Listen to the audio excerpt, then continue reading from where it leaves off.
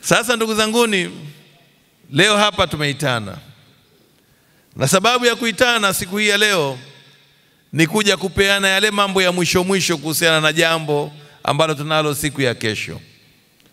Kesho tuna uchaguzi. Tuna uchaguzi kwa Tanzania nzima. Kwa upande wa wenzetu kule bara, wale wanamchagua rais wa Jamhuri ya Muungano wa Tanzania, na si mwingine bali ni mama yetu Daktari Samia Suluhu Hassan. Lakini pia watachagua wabunge wa Bunge la Jamhuri ya Muungano wa Tanzania wanaotokana na chama cha sijasikia, wanaotokana na chama cha. Lakini pia tutachagua madiwani ambao wanatokana na Chama cha Mapinduzi vile vile.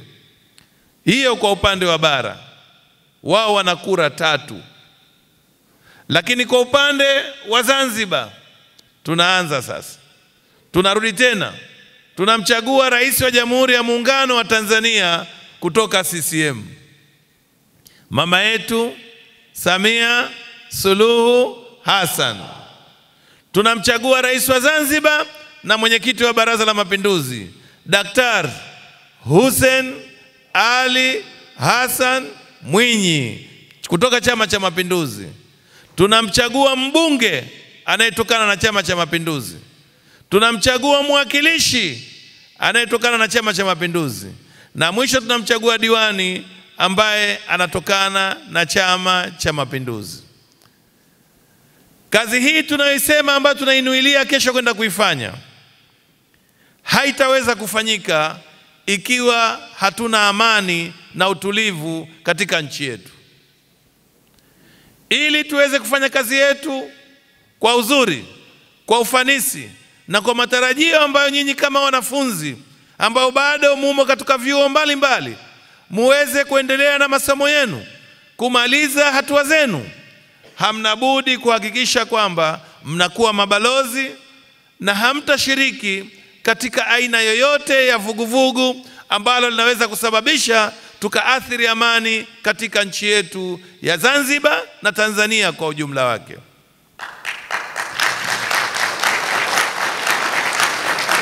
Nipende kuchukua nafasi hii kuwafahamisha wanafunzi nyinyi mliofika hapa siku ya leo kwamba ni miezi 2 tu mitatu nyuma iliyopita, kwa upande wetu Zanzibar, tukiwa tunaiwakilisha Jamhuri ya Muungano wa Tanzania, tulipata fursa ya kuwa wawakilishi katika UN Women katika masuala ya amani na miji salama duniani.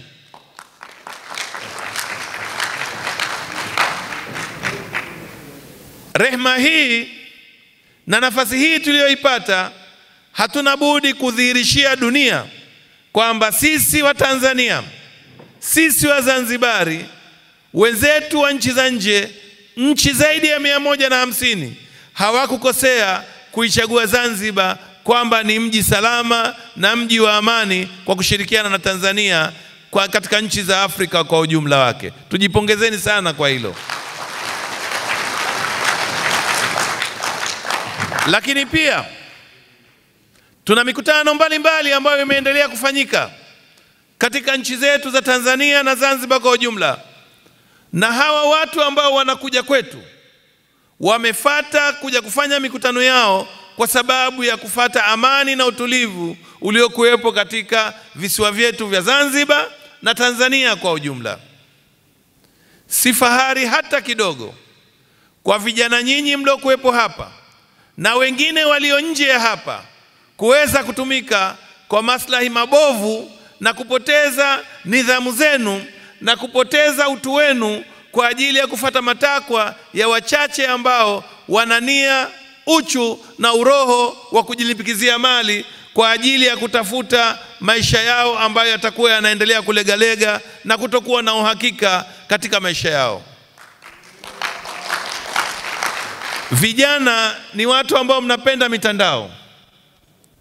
Mimi nataka nikwambieni, Tanzania inao watu wanaozidi milioni 60. Ni jambo la kushangaza sana kwamba kelele zote zinapigwa na watu wanne. Huu ni mshangao wa aina yake, na huu ni mshangao mkubwa mno. Hilo moja. Lakini la pili, watu wanne wenyewe hawamo ndani ya Tanzania. Sasa wewe unaenda kupigana vita wakati umekaa nje ya nchi, alafu unahamasisha watu wende wakatafute matatizo? Kweli hiyo ni akili? Naomba akili za kuambiwa changanya na zako. Kuna mama yule anachukua muda wake mrefu sana kumtukana Rais wa Jamhuri ya Muungano wa Tanzania. Mimi nashangaa sana, lakini ndo mama.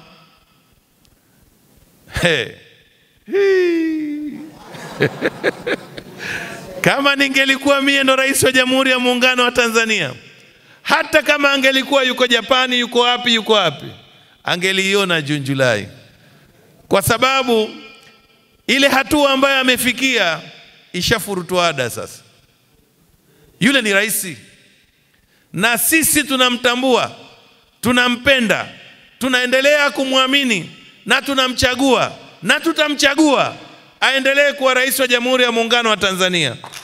Wewe unapokaa ukawa unamtukana, kwa kweli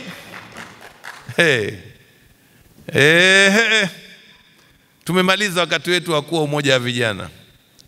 Lakini vijana nyie mupo sasa, sikwambieni mkafanye, lakini mnajua nini cha kufanya. Huyo ni mmoja. Kuna na mwingine, yani hata hatumjui anakaa wapi, kakaa kama yule anotangazwa kwenye matangazo ya vifo. Salamu zimfikie popote alipo. Maisha akitoa mambo yake kwenye mitandao, yumo ndani ya gari au yuko pahala kunaonekana anga tu la juu, lakini haumjulikani yuko wapi. Sasa huu ni mtihani. Lakini kuna wengine wao wanasema kwamba walifikia hadi wakakamatwa, wakatekwa, wakafanya mambo mengine, lakini taarifa zao za kiuhamiaji hazituonyeshi kwamba ni watu ambao tunao hapa karibu. Sasa mimi nashindwa kufahamu. Sasa nyinyi vijana ambao mnashiriki sana mambo ya mitandao na mnashiriki sana kusoma taarifa mbalimbali, akili za kuambiwa, mwanangu, ndugu yangu, kaka yangu na mwingine yote ambaye unasoma masomo yako sasa katika vyuo mbalimbali, ikiwa tutaendelea kufanya fujo katika nchi yetu, je, utamaliza salama skuli? Je, utafikia malengo yako kwa wakati uliopanga? Je, mambo yote yaliyokwisha kufanywa yataweza kutimia? Sasa na wengine nao kwa upande wa rais wa Zanzibar, kutwa kucha kazi yao kumtukana tu. Tulifanya kampeni kwa kutegemea kusikia sera za vyama vya upinzani na vyama vingine ambao vinaomba nafasi, lakini kutwa kucha tulikuwa tunasikia matusi, mambo ya kusimangana na mambo mengine. Sasa je, watu wa namna hii wanafaa kupewa nchi? Akili kichwani mwenu vijana. Na hawa katika mawazo yao na fikra zao, wao wanahisi kama kile kilichotokezea Kenya kinaweza kutokea upande wa Zanzibar. Niwaombe sana vijana, nyinyi vijana wa Kitanzania, Tanzania ilipata uhuru wake katika meza upande wa Tanganyika kule. Tarehe 9 mwezi wa 12 61 walikwenda kukatibiana Diamond Jubilee kule, wakapata uhuru wao, wakaandikia saini pale, kila mmoja akakaa upande wake, tayari ukapatikana uhuru. Waziri mkuu akaondoka, Rais Nyerere akakamata hatamu, mambo yakaendelea. Miezi michache baadaye, mwezi tu haitimia hata miezi michache, tarehe 12 Januari, na sisi Zanzibar baada ya kushakupewa uhuru wa bandia tarehe 10 Disemba vile vile, Mzee Karume akatuambia, sikilizeni nye, wache hawa wanaokuja kutupa uhuru wa bandia tuwafurahie, letu liwe katika vifua vyetu, tusizungumze nini tunataka kufanya. Lakini tarehe 12 Januari yakafanyika mapinduzi. Mnyonge mkwezi na mkulima wa Kizanzibari akapata uhuru wake kupitia mapinduzi ya 64, na sasa hivi tunabadilishana madaraka. Anayetawala anaendelea kuwa ni watu sisi wenyewe Waswahili na watu wengine katika nchi yetu. Wale waliokuwa wako mwanzo wao wameondoka, lakini miezi mitatu tu baadaye, Januari, Februari, Machi, Aprili 26 tukaunganisha Jamhuri ya Tanganyika na Jamhuri ya Zanzibar, tukajenga Jamhuri ya Muungano wa Tanzania. Vizazi tulivyo navyo leo havijui nini uhuru. Vizazi tulivyo navyo leo havijui nini mapinduzi. Na ili wazungu waweze kurejesha utawala wao, wanalazimika kufuta mentality za kimapinduzi katika vichwa vyenu, ili muweze kutumiwa kwa matakwa na maslahi ya wazungu na watu ambao wako mataifa ya nje. Niombe sana tuwe na utaratibu wa kusoma historia zetu ili tuweze kujifahamu tumetoka wapi, tuko wapi, tunataka kwenda wapi. Katika masomo yenu mnaokwenda kusoma katika masulieni yenu pamoja na vyuo vyenu, jitahidini sana somo la kihistoria liweze kukusaidieni na muweze kufika pahala muwe mnajitambua. Kwani mtu yeyote anayedharau historia yake ni sawa sawa na mtumwa. Unaweza ukatawaliwa, unaweza ukafanywa jambo lolote ambalo hatima yake ukaja ukajikuta unarejesha ukoloni mambo leo au ukoloni mwingine na mambo yakaja yakaharibika zaidi. Niwaombe sana ndugu zangu, watoto wangu, pamoja na wengine wote mliokuweko hapa, jithaminini, jitambueni, lakini mujifahamu kwamba nyinyi ni matokeo na mazalio ya uhuru wa 61 na mapinduzi ya 64, na hatimaye leo muko hapa. Sisi kama wakubwa wenu tunatarajia uraisi wa Tanzania, uraisi wa Zanzibar utaendelea kutoka miongoni mwenu. Sisi wakubwa wenu tunatarajia uwaziri, uwakilishi, ubunge na udiwani utaendelea kutoka miongoni mwenu. Lakini hata nafasi mbalimbali katika serikali zote mbili zinazoongozwa na Chama cha Mapinduzi, maendeleo haya yatapatikana miongoni mwenu. Na tunaomba, hivi sasa ni zaidi ya miaka 60 Chama cha Mapinduzi kinaendelea kuongoza.